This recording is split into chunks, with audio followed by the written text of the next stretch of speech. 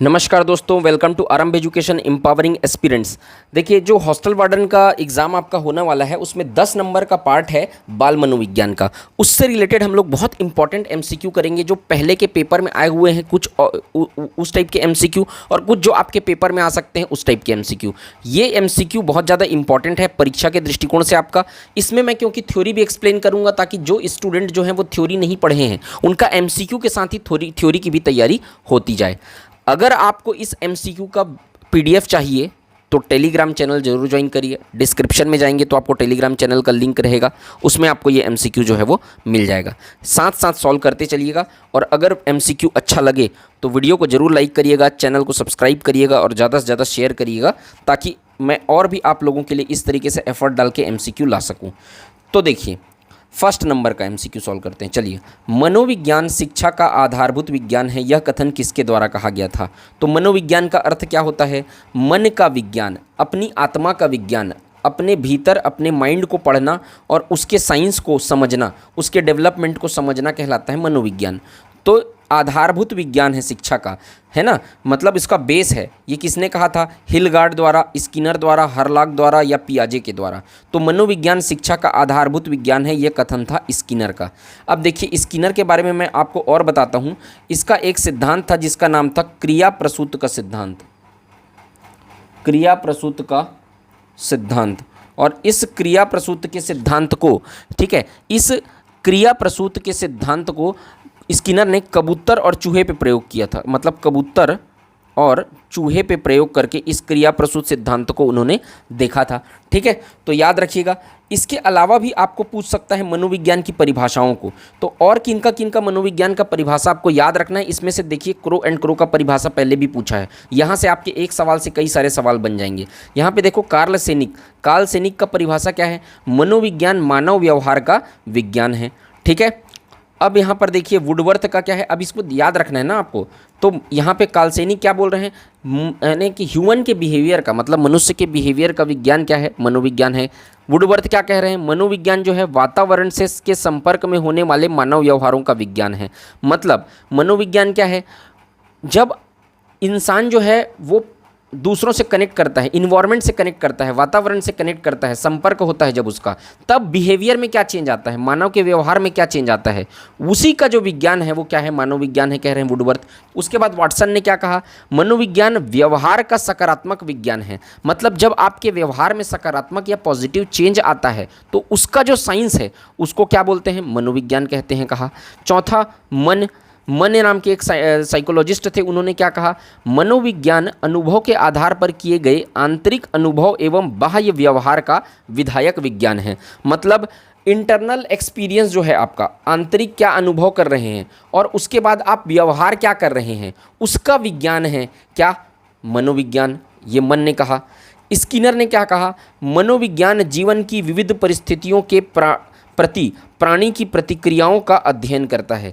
मतलब जीवन के अलग अलग कंडीशंस में क्या रिएक्शन करेगा कोई इंसान, उसका अध्ययन कौन करता है? मनोविज्ञान करता है।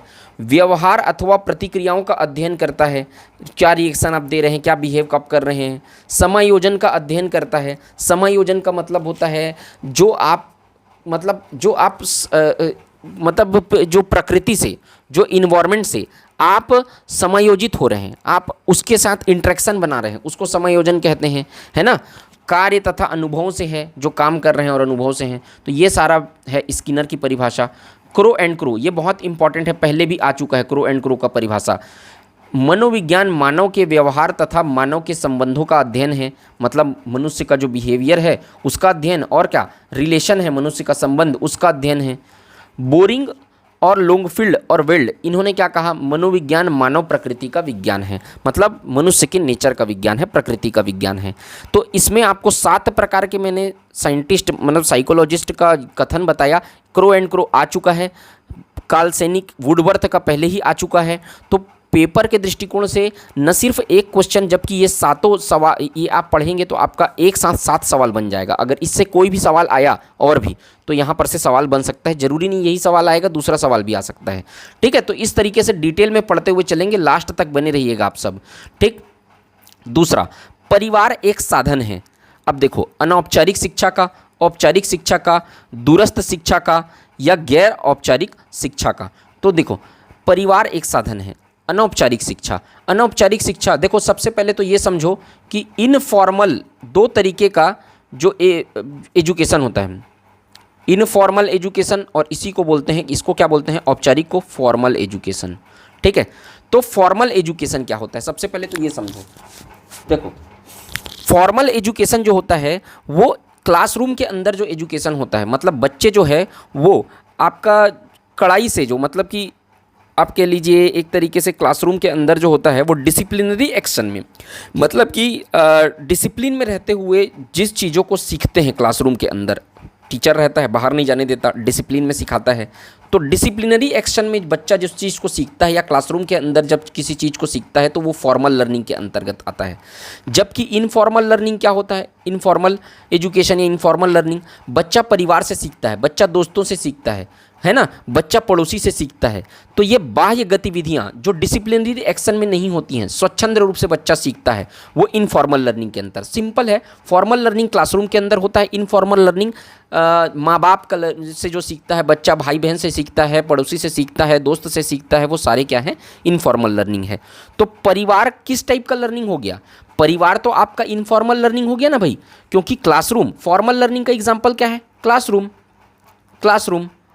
ठीक है, और जो इनफॉर्मल लर्निंग है परिवार, इसी तरीके से मोहल्ला, इसी तरीके से दोस्त, ये सब अनौपचारिक शिक्षा के उदाहरण हैं। ठीक है, दूरस्थ शिक्षा का तो नहीं है और गैर औपचारिक शिक्षा का भी नहीं है। ठीक, तो याद रखिएगा, इसका आंसर आ जाएगा ए। तीसरा, लोगोस का अर्थ है ज्ञान, तो साइकी का अर्थ क्या है बोल रहा है। तो देखो, मनोविज्ञान किससे मिलके बना है, साइकोलॉजी, साइकोलॉजी इसी को बोलते हैं ना मनोविज्ञान। तो ये दो शब्द से मिलके बना है, साइको और लॉजी यानी लोगोज। तो यहाँ पर क्या बोल रहा है, लोगों का अर्थ क्या है, ज्ञान, तो साइको का अर्थ क्या है, आत्मा, मतलब अपने भीतर का ज्ञान, अपनी आत्मा का ज्ञान, अपने व्यवहार का ज्ञान, इसी को बोलते हैं क्या, मनोविज्ञान। मैंने पहले भी बताया आपको। तो यहाँ पर आंसर आ जाएगा बी, आत्मा। ये पहले आ चुका है पेपर में।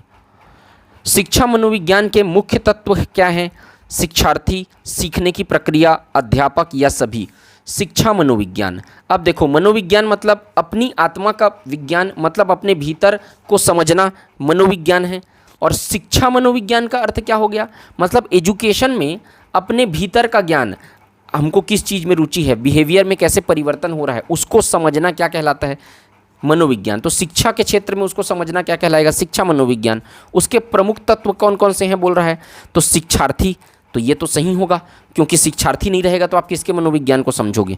सीखने की प्रक्रिया भी महत्वपूर्ण होती है उसमें, क्योंकि एक प्रोसेस होता है, उसी के दौरान सीखता है। और अध्यापक भी उसके दौरान होता है शिक्षक मनोविज्ञान में, क्योंकि शिक्षा में अध्यापक और विद्यार्थी दोनों की ही महत्वपूर्ण भूमिका होती है। और तीसरा महत्वपूर्ण भूमिका सीखने के लिए होती है, क्योंकि बच्चे सीखने के लिए ही जाते हैं ना। तो सब आएगा इसमें से, डी आंसर आ जाएगा। क्लियर है, आगे देखते हैं। पांचवा, निम्न में से कौन मनोवैज्ञानिक नहीं है, मनोवैज्ञानिक नहीं है, जॉन डीवी, वाटसन, C.H. हल या स्किनर।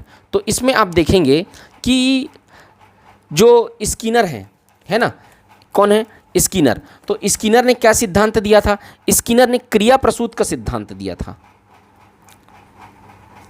सीधी बात है, जब क्रिया प्रसूत का सिद्धांत दिया था, कबूतर और चूहे पर अध्ययन किया था। अब यहाँ पर समझाऊंगा तो वो क्रिया प्रसूत का सिद्धांत, ये बहुत डिटेल हो जाएगा, है ना, क्रिया प्रसूत का सिद्धांत। उसी तरीके से C.H. हल ने दिया था प्रबलन का सिद्धांत। तो ये भी मनोवैज्ञानिक थे, प्रबलन का सिद्धांत दिया था इन्होंने। ठीक, यहाँ पर वाटसन ने क्या किया था, जो इसका थार्नडाइक का जो सिद्धांत था, प्रयत्न और भूल का सिद्धांत, उसी को आगे बढ़ाया था। तो यहाँ पर तीनों तो क्या हो गई भाई, मनोवैज्ञानिक हो गए। जॉन डीवी किसी तरीके के कोई मनोवैज्ञानिक नहीं थे, इन्होंने कोई सिद्धांत नहीं दिया था, है ना। तो इसको याद रखिएगा, पांचवा का आंसर आ जाएगा ए। छठवा है, मनोविज्ञान को दर्शन शास्त्र से अलग विज्ञान का दर्जा दिलाया, William Wundt, William James, Skinner या वाटसन। तो यहाँ पर मनोविज्ञान को दर्शन शास्त्र से अलग विज्ञान का जो दर्जा दिलाया, उनका नाम है, इसका आंसर आ जाएगा विलियम जेम्स। विलियम जेम्स ने मनोविज्ञान को दर्शन, मतलब पहले इसको दर्शन का अंग माना जाता था, लेकिन उन्होंने कहा कि मनोविज्ञान और दर्शन शास्त्र में बहुत अंतर है। ठीक है, 7वां, एक शिक्षक को अपने विद्यार्थियों की क्षमताओं को समझने का प्रयास करना चाहिए। निम्न में से कौन सा क्षेत्र इस उद्देश्य से संबंधित है? तो यहाँ पर आप देखो, शिक्षक को विद्यार्थियों की क्षमताओं को समझने का प्रयास करना चाहिए। ये शिक्षा समाजशास्त्र से संबंधित है कि सामाजिक दर्शन से, मीडिया मनोविज्ञान, शिक्षा मनोविज्ञान? तो स्वाभाविक बात है, यह जो संबंधित है वो शिक्षा मनोविज्ञान से संबंधित है, क्योंकि जब तक शिक्षक जो है वो विद्यार्थियों की कैपेबिलिटीज़ या क्षमताओं को समझने का प्रयास नहीं करेगा, तब तक वो पढ़ाएगा कैसे? तो आंसर आ जाएगा डी, शिक्षा मनोविज्ञान। ठीक है, 8वां नंबर का क्वेश्चन देखते हैं। निम्न में से शिक्षा मनोविज्ञान किसमें उपयोगी नहीं है ना? पहला, बालकों की मानसिक अस्वस्थता का पता लगाने के लिए, शिक्षण गतिविधियों के चयन के लिए, छात्रों को अभिप्रेरित करने में और पशुओं के प्रयोग में। तो यहाँ पर बालकों की मानसिक अस्वस्थता का पता लगाने में तो शिक्षा मनोविज्ञान सबसे महत्वपूर्ण भूमिका निभाता है कि कोई डिप्रेस्ड है, कोई परेशान है, ये इसी से पता चलता है, साइकोलॉजी से। साइकोलॉजिस्ट लोग पता लगाते हैं। शिक्षण विधियों के चयन में कौन सा कैसा पढ़ाना है, ये इसी से पता चलता है। अभिप्रेरित करने में, मोटिवेट करने में इसी से पता चलता है। पशुओं के प्रयोग में कोई मतलब नहीं है इसका, तो 8वां क्या आ जाएगा? D answer. 9वां, बाल मनोविज्ञान के अनुसार शिक्षा के क्षेत्र के प्रमुख स्थान हैं। शिक्षा के क्षेत्र में प्रमुख स्थान किसका है? बालक का, प्रशासक का, अध्यापक का या अभिभावक का? तो यहाँ पर देखेंगे, बाल मनोविज्ञान के अनुसार शिक्षा के क्षेत्र में प्रमुख स्थान जो है वो अध्यापक का है। किसका है? अध्यापक का है। क्यों अध्यापक का है? यहाँ पर देखेंगे 9th नंबर के क्वेश्चन में, बाल मनोविज्ञान के अनुसार शिक्षा के क्षेत्र में प्रमुख स्थान है। किसका है प्रमुख स्थान? तो यहाँ पर बालक का, प्रशासक का, अध्यापक का, अभिभावक का। देखिए, सबसे ज़्यादा, जैसे कि कोई भी आप एग्ज़ाम की तैयारी करने के लिए जा रहे हैं या कोई भी एग्ज़ाम की आप तैयारी कर रहे हैं, तो आप स्टूडेंट हैं, सबसे ज़्यादा इम्पैक्ट आपका ही रहेगा, सबसे ज़्यादा ताकत आपको लगाना पड़ेगा। मेन रोल में आप ही रहोगे। कोई आपको गाइड कर सकता है, कोई आपको पढ़ा सकता है, लेकिन पढ़ना तो आपको ही है भाई। तो सबसे ज़्यादा इंपॉर्टेंट किसका रहता है? शिक्षा मनोविज्ञान, बाल मनोविज्ञान में भी बालक का, क्यों खुद से सीखना चाहता है कि नहीं सीखना चाहता है। बाकी ये लोग तो सब क्या हैं? सपोर्टिव रोल प्ले करते हैं, प्रशासक, अध्यापक, अभिभावक, लेकिन मेन जो सीखने वाला है वो कौन है? बालक है। तो इसीलिए क्या होगा? बाल मनोविज्ञान में बालक का होगा। देखिए, आप अगर कहीं जो हॉस्टल वार्डन का नया बैच स्टार्ट हुआ है वो ज्वाइन करना चाहते हैं, तो यहाँ पर डिस्प्ले पे शोर हो रहा होगा, CGPSC नॉलेज ऐप डाउनलोड करके ज्वाइन कर सकते हैं। और बाल मनोविज्ञान का सेपरेट कोर्स भी अगर आपको ज्वाइन करना है सिर्फ बाल मनोविज्ञान का, तो वो भी ज्वाइन कर सकते हैं। ठीक है, तो उसके लिए CGPSC नॉलेज ऐप डाउनलोड करिएगा। चलिए नेक्स्ट देखते हैं। मानव विकास है मात्रात्मक, गुणात्मक, अमापीय या A और B? तो देखो, सबसे पहले कि विकास क्या होता है। दो चीज़ होती है, एक होती है वृद्धि और दूसरा होता है विकास। तो वृद्धि क्या चीज़ है? वृद्धि मतलब क्या होता है? मात्रात्मक परिवर्तन। मात्रात्मक परिवर्तन का मतलब आपका हाइट बढ़ रहा है, आपका जो है वो शरीर बढ़ रहा है, हाथ बढ़ रहा है, पैर बढ़ रहा है, तो उसको वृद्धि के अंतर्गत काउंट होता है। लेकिन विकास के अंतर्गत क्या आएगा?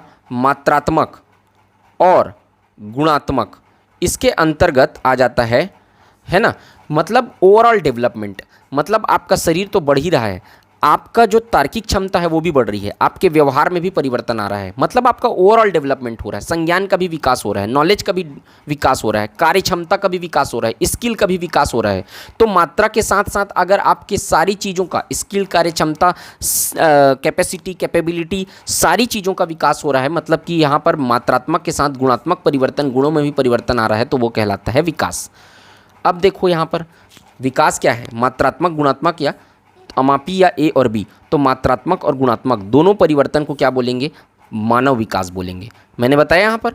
ठीक है, चलिए नेक्स्ट देखते हैं।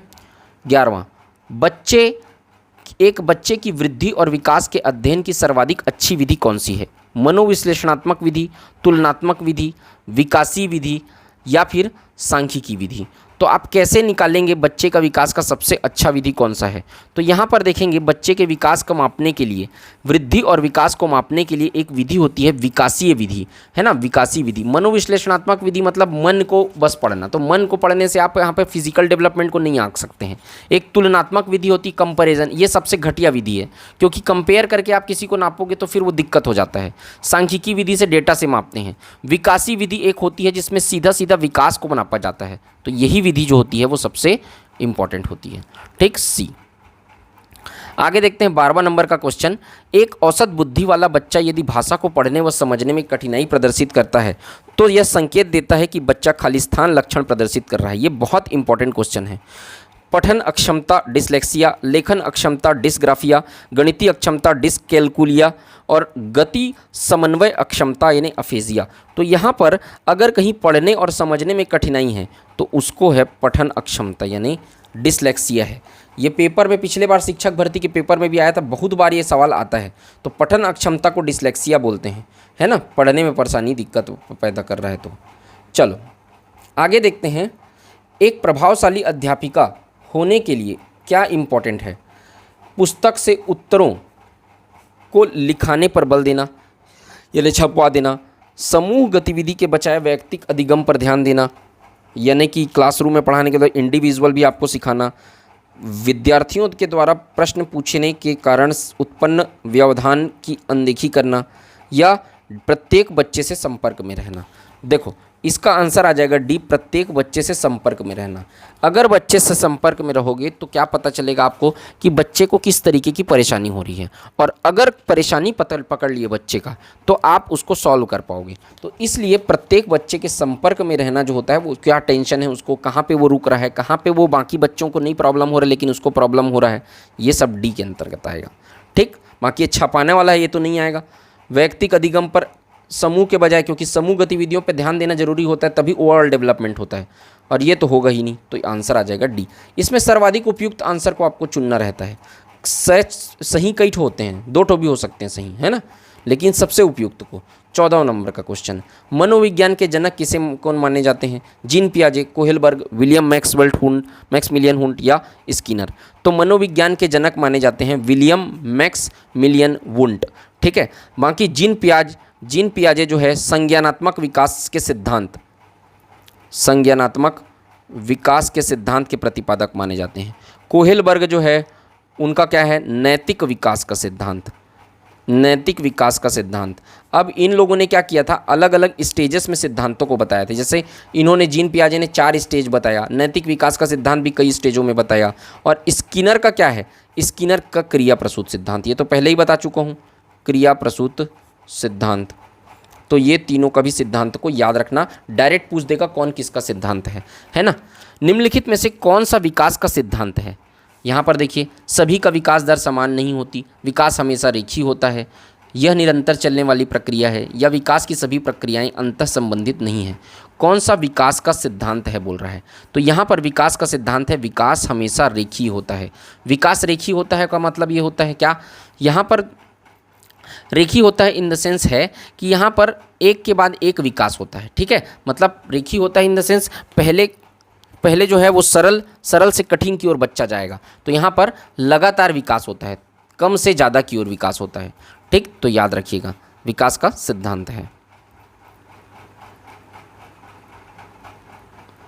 16वां, विकास व्यक्ति में नवीन विशेषताएं और योग्यताएं प्रस्फुटित करता है। ये कथन किसका है?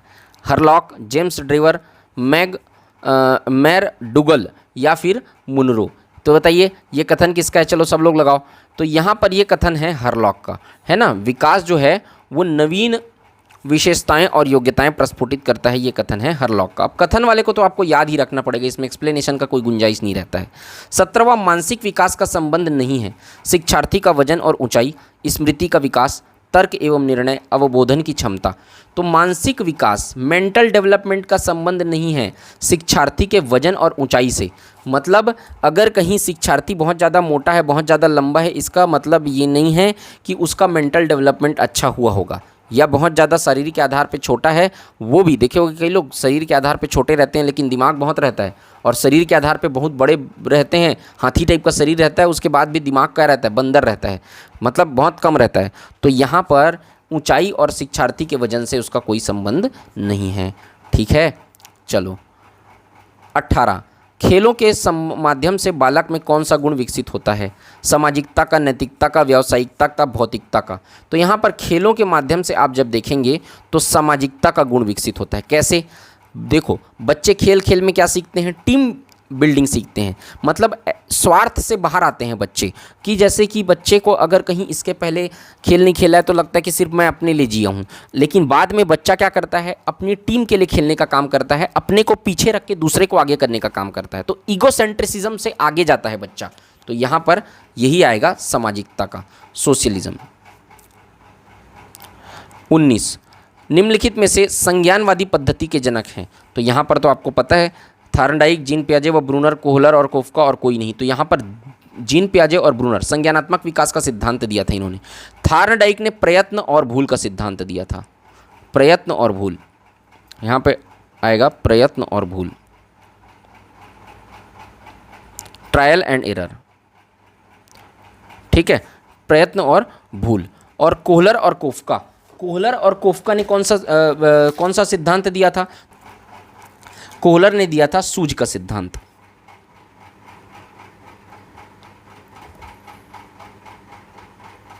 सूझ का सिद्धांत, ठीक है। तो इसका आंसर आ जाएगा यहाँ आ गया जीन पियाजे और ब्रूनर। लास्ट क्वेश्चन है, विकास का अर्थ है परिवर्तनों की उत्तरोत्तर श्रृंखला, परिपक्वता एवं अनुभव के फलस्वरूप होने वाले परिवर्तनों की श्रृंखला, अभिप्रेरणा और अनुभव के फलस्वरूप होने वाले परिवर्तनों की उत्तरोत्तर श्रृंखला, और अभिप्रेरणा के फलस्वरूप होने वाले। तो ये आएगा आंसर सी। मतलब मोटिवेशन और एक्सपीरियंस दोनों के कारण जो जो जो जो परिवर्तन होते हैं, चेंजेस होते हैं, उसको बोलते हैं क्या? विकास, ठीक है। तो इसका आंसर आ जाएगा क्या? सी, ठीक। तो देखिए, मुझे उम्मीद है कि आपको ये वीडियो अच्छा लगा होगा, इसमें आपको सीखने के लिए मिला होगा। अगर आपको सीखने के लिए मिला, आपको अच्छा लगा क्वेश्चन, तो आप कमेंट सेक्शन में कमेंट करके ज़रूर बताओ कि आपको इसी तरीके का और वीडियो चाहिए या नहीं चाहिए। आपके कमेंट के ऊपर, आपके शेयर करने के ऊपर और आपके लाइक के ऊपर डिपेंड करता है कि मैं ये आगे का ये सीरीज़ जो है वो जारी रखूँगा कि नहीं। तो मुझे उम्मीद है कि आपको वीडियो अच्छा लगा होगा।